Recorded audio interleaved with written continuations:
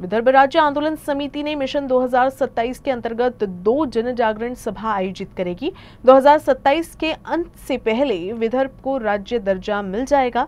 विदर्भ राज्य समिति ने ऐसा संकल्प लेने की बात कही है।